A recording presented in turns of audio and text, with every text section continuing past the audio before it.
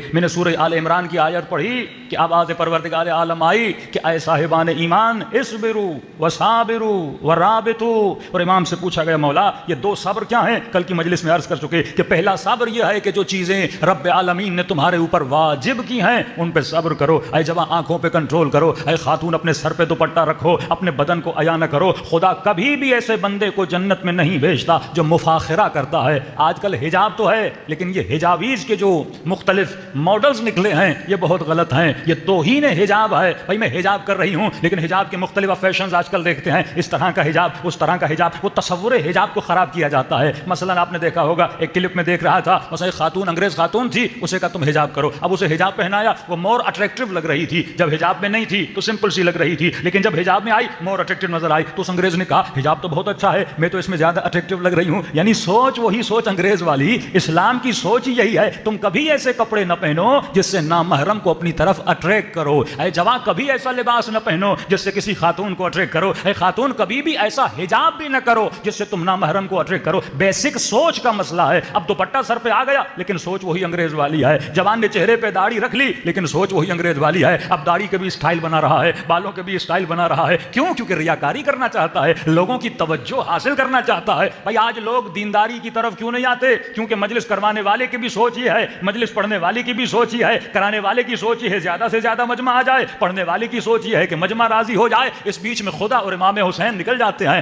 اصل ہدف زندگی یہ ہے تو وہ کپڑے پہن جس سے خدا اٹریکٹ ہو، تو وہ کام کر جس سے حسین اٹریکٹ ہو، تو ایسا عمل کر جس سے علی ابن ابی طالب راضی ہو۔ دنیا تجھ سے ناراض ہوتی ہے تو ہو جائے لیکن سیدہ زہرا تجھ سے راضی ہو جائے۔